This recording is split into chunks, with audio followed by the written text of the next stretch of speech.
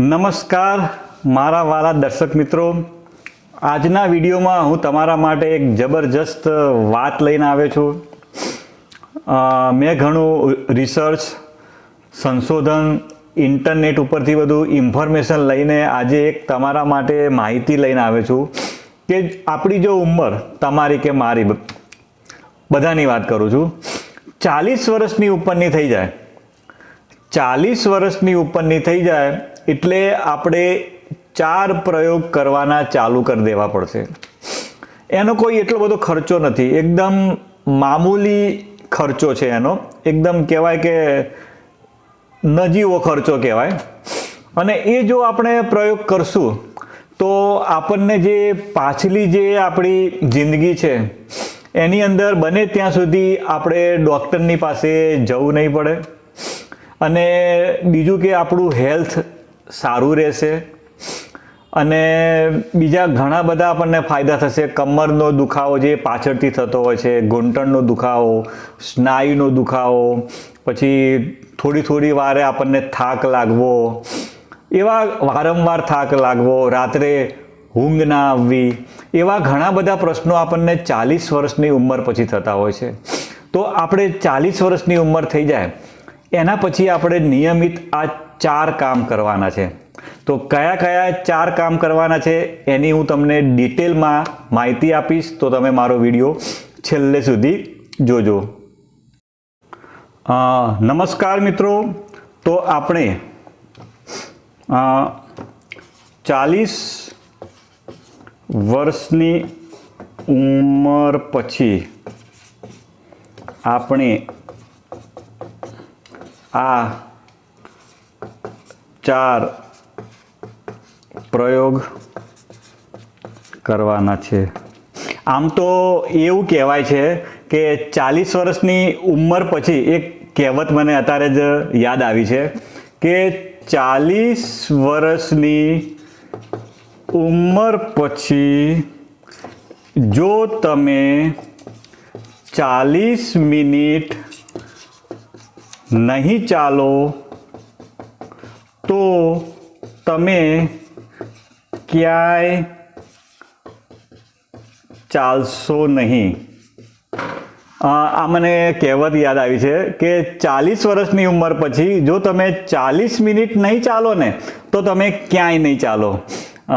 હવે આપણે વાત કરશું કે આપણે કયા કયા 4 પ્રયોગ કરવાના છે. તો એ પ્રયોગ વિશે આપણે વાત કરી લઈએ. એમાં તો 3 પ્રયોગ તો આપણે ખાવાના છે પ્રયોગ. તો પહેલો પ્રયોગ છે, બીજો પ્રયોગ છે, ત્રીજો પ્રયોગ છે અને ચોથો પ્રયોગ છે. તો આપણે પહેલો પ્રયોગમાં શું કરવાનું છે, તો આપણે રોજ એક નાની વાટકી ચણા ખાવાના છે, નાની વાટકી ચણા, અને સાથે 2 ચમચી આપણે ગોળ ખાવાનો છે. આટલું થાય મિત્રો. રોજ આપણે એક નાની વાટકી ચણા અને સાથે 2 ચમચી ગોળ ખાવાનો છે. તો આપણને કયા કયા ફાયદા થશે, તો તમને બધા મિત્રોને ખ્યાલ હશે કે આપણે ગોળની વાત કરીએ ને તો ગોળની અંદર શું હોય છે, ભરપૂર કેલ્શિયમ હોય, બીજું શું હોય, ફોસ્ફરસ હોય, બીજું શું હોય, અંદર ઘણા બધા મિનરલ્સ હોય, વિટામિન્સ હોય અને મેગ્નેશિયમ હોય. આ બધી વસ્તુઓ ગોળની અંદર ભરપૂર માત્રામાં હોય છે. એટલે કે જો આ બધી વસ્તુ ખાઈએ ને આપણે, તમને બધાને ખબર છે કેલ્શિયમ શેમાં કામમાં આવે, હાડકા માટે. એટલે એનાથી કોઈ દિવસ હાડકાં બરડ ના થાય. ફોસ્ફરસ, મિનરલ્સ, એ બધું આપણા શરીરમાં અલગ અલગ જગ્યાએ કામ આવતું હોય છે. અને બીજું ખાસ વસ્તુ એક હોય છે આયર્ન, જેને આપણે એફી કહેતા હોય છે, અથવા એને કહેતા હોય છે લોહ તત્વ. તો ગોળની અંદર તો લોહ તત્વ ખૂબ જ હોય છે, જે શું કરે છે, લોહીની ઉણપ દૂર કરે છે. ગોળ શું કરે છે, લોહીની ઉણપ દૂર કરે, લોહીની ઉણપ દૂર કરે. પછી તમને ઘણા લોકોને વારંવાર થાક લાગતો હોય તો એ થાક નહીં લાગે. આપણે ખાલી નાનો પ્રયોગ છે અને ખર્ચો પણ હું તમને જે બધા પ્રયોગ કહેવાનો છું એનો ખર્ચો આમ નહિવત જેવો ખર્ચો હશે. ગોળ શું કામ કરે? હાડકાને મજબૂત કરે છે. ગોળ શું કામ કરે? હાડકાને મજબૂત કરે. એટલે કે આપણે જો 40 વર્ષની ઉંમર, હું તો કહું 40 નહીં, આપણે 25 વર્ષની ઉંમરના છોકરા હોય ને એ પણ જો આ બધું કરે ને તો પણ ચાલે. એવું આપણે પકડીને નહીં રાખવાનું કે આ 40 વર્ષની. અત્યારે તો ખોરાક એવા થઈ ગયા છે, પીઝા ને બીજા લોકો ખાઈ ખાઈને એમની શરીરની પથારી ફેરવી કાઢી છે. એટલે આપણે 40 વર્ષની પણ ઘણા જે છોકરાઓ છે 25 વર્ષના ઉંમરના પણ આ બધું કરી શકે પ્રયોગો. એટલે પહેલી વસ્તુ તો આપણે શું ખાવાનું છે? એક નાની વાટકી ચણા અને 2 ચમચી જેટલો ગોળ. આપણે જ્યારે ભૂખ આપણને જમેના 3-4 કલાક થઈ જ્યારે આપણને કશું ખાવાની ઈચ્છા થાય તો આપણે શું ખાવાનું? બીજું બધું ના ખાવાનું, ફાસ્ટ ફૂડ કે એવું આપણે ખાવાનું નથી, બજારું આઈટમ પણ આપણે ખાવાનું નથી. પણ આપણે જો એવું હોય તો આપણે નાની વાટકી જે ચણા લઈ લઈએ અને આપણે લઈ લેવાનો છે ગોળ. એટલે આપણો પહેલો પ્રયોગ હતો. હવે બીજો પ્રયોગ કહું છું. હવે બીજો પ્રયોગ, તો બીજા પ્રયોગ શું કે આપણે રોજ રાત્રે અડધી ચમચી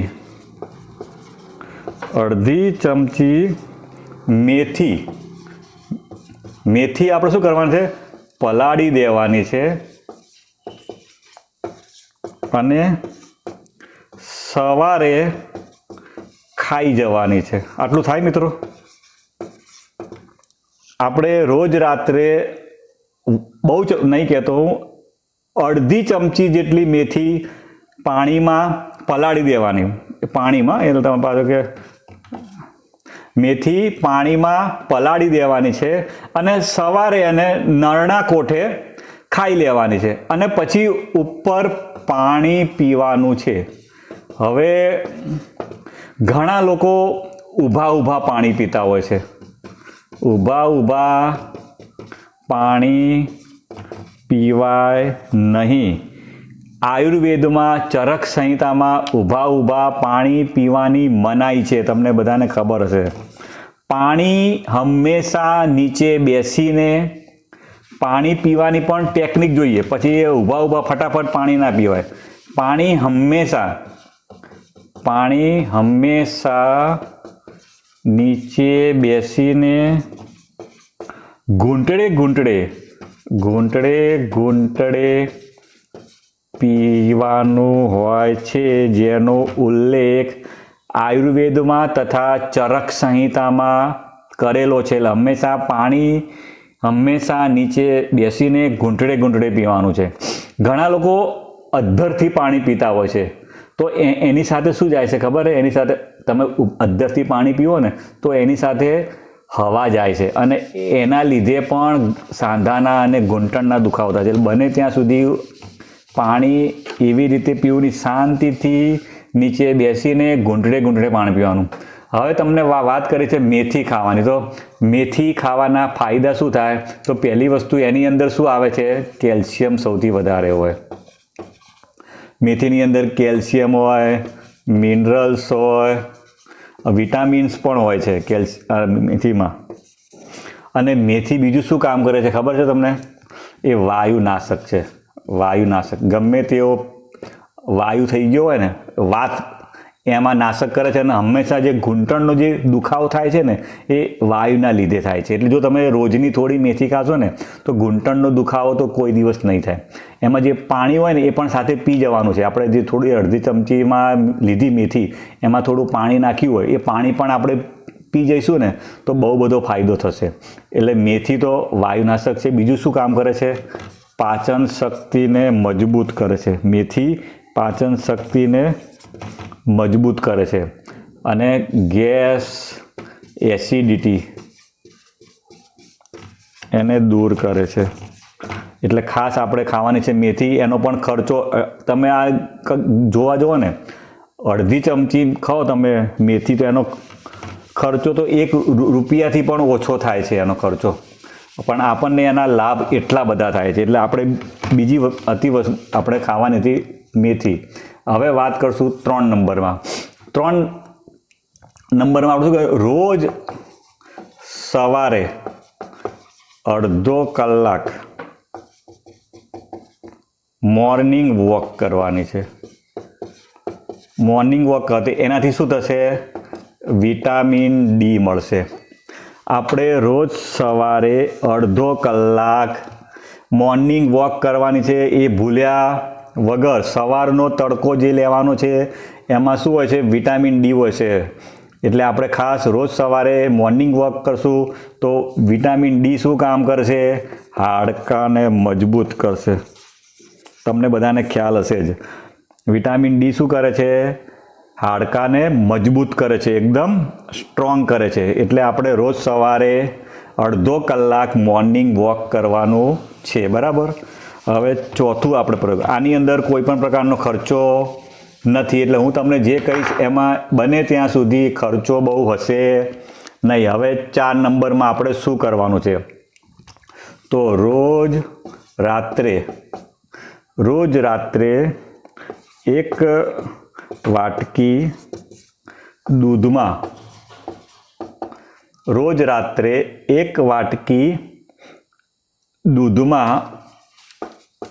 અડધી ચમચી હળદર અને 1 ચમચી મધ નાખીને પી જવાનું છે. રોજ રાત્રે 1 વાટકી દૂધમાં અડધી ચમચી હળદર અને 1 ચમચી મધ નાખીને પીવાનું છે. હવે એના ફાયદા શું થાય કહું. આટલું પીવાથી આપણને કયા કયા ફાયદા થશે? તો હળદર તમને બધાને ખ્યાલ હશે. હળદરની વાત કરું. હળદર તો બધાને ખબર છે, એન્ટી બેક્ટેરિયલ કહેવાય, એન્ટી વાયરલ કહેવાય, એન્ટી ઓક્સિડન્ટ કહેવાય. આ એટલે કે આ રોગ પ્રતિકારક શક્તિ વધારે, આ વાયરલ ઇન્ફેક્શન ના થવા દે, આ બેક્ટેરિયાનું ઇન્ફેક્શન ના થવા દે. એના સિવાય હું તમને વાત કરું તો હળદરની અંદર એક ગુણ છે કે એ શું કરે છે?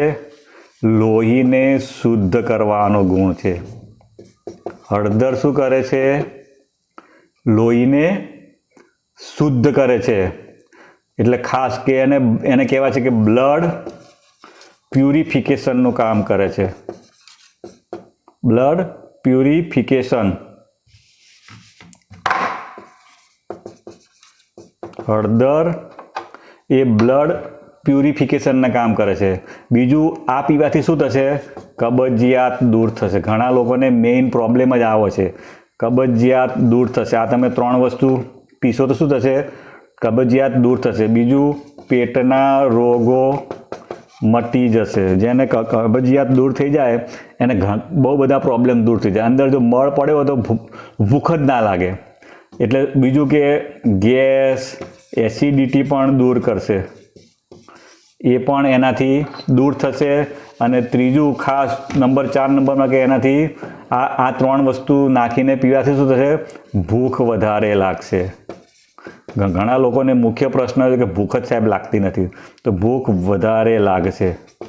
એટલે આપણે આ 4 પ્રયોગ કીધા છે એ તમે 40 વર્ષની ઉંમરવાળા પણ કરી શકે, 25 વર્ષવાળા પણ કરી શકે. આ કોઈ એવું ફિક્સ નથી. 40, 25 વર્ષવાળા હોય, 30 વર્ષવાળા હોય, 35 વર્ષવાળા હોય, 40 વર્ષવાળા હોય, બધા લોકો આ પ્રયોગ કરશે તો સારામાં સારો ફાયદો થશે. મારો વિડીયો સારો લાગ્યો હોય તો લાઈક કરવાનું ભૂલતા નહીં અને બીજા લોકોને શેર કરજો એટલે બીજા બધા લોકોને પણ ફાયદો થાય. થેન્ક યુ મિત્રો, મારો વિડીયો જોવા બદલ થેન્ક યુ. મારું નામ છે ડૉક્ટર શરદ સોની અને નવા વિડીયો આ તમને ચેનલ ઉપર જોવા મળશે. Okay, bye bye. Thank you.